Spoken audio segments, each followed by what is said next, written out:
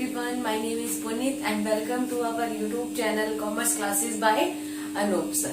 So हम कर रहे थे accounting and today topic is meaning of accounting principle, जो आपके लिए बहुत ही इम्पोर्टेंट कंसेप्ट है and paper point of view से बहुत ही इम्पोर्टेंट है। एंड अगर आप कॉमर्स की स्टडी करते हो आगे, अगर +2 बीकॉम एमकॉम, उसके लिए भी जो अकाउंटिंग प्रिंसिपल है उनका बेसिक कंसेप्ट समझना बहुत ही इम्पोर्टेंट है। So let's start.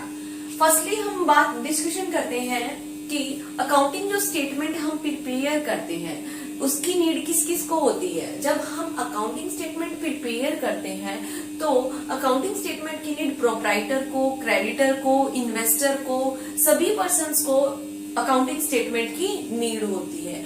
अब जो अकाउंटिंग स्टेटमेंट हम प्रिपेयर करते हैं वो किसके बेस पे प्रिपेयर करते हैं? कुछ रूल एंड रेगुलेशन के बेस पे एंड अकाउंटिंग प्रिंसिपल के बेस पे हम प्रिपेयर करते हैं। आज हम डिस्कशन करेंगे कि वो क्या प्रिंसिपल्स होते हैं। जैसे कि हम डिस्कशन करते हैं कि जो हमारे अकाउंट्स हैं वो बेस्ड है सम प्रिंसिपल्स पे। अब वो कौन से प्रिंसिपल्स होते हैं उनका आज हम स्टडी करेंगे, उनकी आज हम अब बात करते हैं। जैसे कि accounting statement disclose profitability and सोल्वेंसी।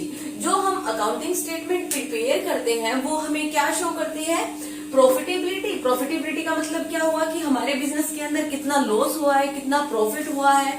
And सोल्वेंसी का मतलब हुआ क्या हम क्रेडिटर्स की पेमेंट को कर पाए हैं, क्या हमने लोन लिया है उसकी पेमेंट हमने कर दी है। तो डिफरेंट टाइप के जो भी हमारे पास लोन वगैरह होते हैं, अगर हम उसकी पेमेंट कर देते हैं इट मीन्स दैट कि हमारी जो फर्म है वो सॉल्वेंट फर्म है।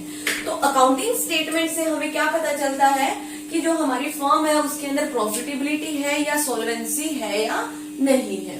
ओके, नेक्स्ट, अगर हम जो अकाउंटिंग स्टेटमेंट प्रिपेयर करते हैं वो बेस्ड होती है some standard language and set of rule. किस पे बेस होती है? Some standard language and set of rule पे बेस होती है। अब जो भी ये स्टैंडर्ड लैंग्वेज एंड रूल्स बनाए गए हैं वो all over the world apply होते हैं ताकि हर कोई पर्सन अकाउंटिंग की लैंग्वेज को समझ सके। ओके, सो जो ये रूल्स होते हैं इनको हम अकाउंटिंग की लैंग्वेज में क्या बोलते हैं? इन रूल्स को गैप। गैप की फुल फॉर्म क्या होती है? Journal accepted accounting principle.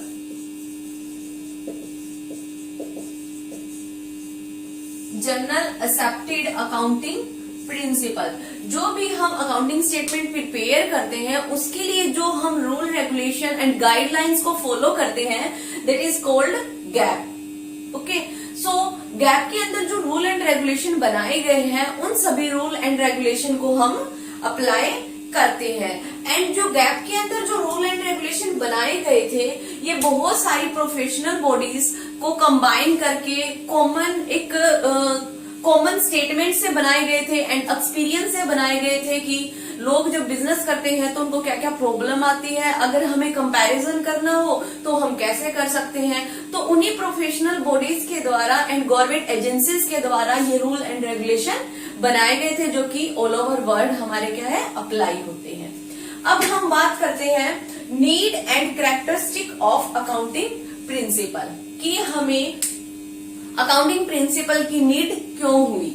Okay, firstly हम बात करते हैं uniform set of rule and guidelines. हम क्यों यूज करते हैं अकाउंटिंग प्रिंसिपल को? ताकि जो भी हम रूल अगर फॉलो कर रहे हैं वो हमारे क्या हो, यूनिफॉर्म हो, यानी कि सेम रूल हम फॉलो करें। एंड गाइडलाइंस, जो भी गाइडलाइंस आपको दी गई है अकॉर्डिंग टू गैप, उन्हीं गाइडलाइंस के अकॉर्डिंग हम हमारे अकाउंट्स को प्रिपेयर करें एंड इजी टू अंडरस्टैंड, कि ताकि अगर कोई भी पर्सन अगर हमारे अकाउंट्स की स्टडी करना चाहता है, अकाउंटिंग स्टेटमेंट को रीड करना चाहता है तो वो इजीली अंडरस्टैंड कर सके। चाहे वो इन्वेस्टर हो, क्रेडिटर हो, डेटर हो, कोई भी पर्सन हो, वो जो भी स्टडी करना चाहता है वो इजीली अंडरस्टैंड कर सके। ओके, नेक्स्ट है मेन मेड। जो भी हमने रूल एंड रेगुलेशन, जो अकाउंटिंग प्रिंसिपल जो बना रखे हैं वो एक्सपीरियंस के बेस पे बना रखे हैं, वो मैन मेड है, ना कि कोई लॉजिक यानी कि कोई लेबोरेटरी से वेरीफाइड नहीं है। वो क्या है, सिर्फ एक एक्सपीरियंस से बनाए गए हैं कि बहुत सारी प्रोफेशनल बॉडीज कंबाइन हुई एंड गवर्नमेंट एजेंसीज भी वहां पे इकट्ठा हुई एंड उन्होंने क्या किया, एक set of rule and regulation बना दिए गए कि अगर आप अकाउंटिंग स्टेटमेंट प्रिपेयर करते हो तो आप इन रूल को फॉलो करेंगे। ओके, सो जो अकाउंटिंग प्रिंसिपल है वो क्या है, मैन मेड है, हमारे बनाए गए हैं थ्रू द एक्सपीरियंस।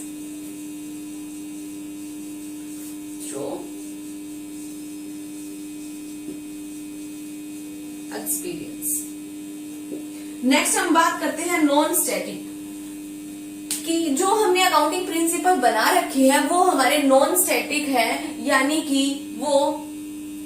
कि उसके अंदर हम चेंज कर सकते हैं according to the environment change. Environment change से यहाँ पे मतलब है कि अगर मान लो कि गवर्नमेंट की पॉलिसी चेंज हो जाती है या फिर कोई चेंज करना हमारे लिए नेसेसिटी हो जाता है तो उसी के अकॉर्डिंग हम चेंज भी कर सकते हैं। कोई भी फिक्स नहीं है कि आपको ओनली यही फॉलो करना है। ओके, सो नेक्स्ट हम बात करते हैं, अभी हम करते हैं accounting principle depends upon the 3 criterias. Accounting principle जो होता है वो 3 क्राइटेरियाज को सेटिस्फाई करना चाहिए, तभी हम क्या मानेंगे, एक अकाउंटिंग प्रिंसिपल से सेटिस्फाई होंगे। अब वो कौन कौन से 3 क्राइटेरियाज है? First is relevance, second is objectivity, third is feasibility. अगर हम फर्स्ट की बात करते हैं कि रिलेवेंस की, कि रिलेवेंस का मतलब यहाँ पे क्या हुआ कि जो हमारे जो अकाउंटिंग प्रिंसिपल्स होते हैं वो यूजफुल इंफॉर्मेशन प्रोवाइड करनी चाहिए टू द यूजर्स, कि जो भी अकाउंटिंग स्टेटमेंट की यूजर्स है उनको यूजफुल इंफॉर्मेशन प्रोवाइड करें। तो रिलेवेंस में हम क्या लिखेंगे? यूजफुल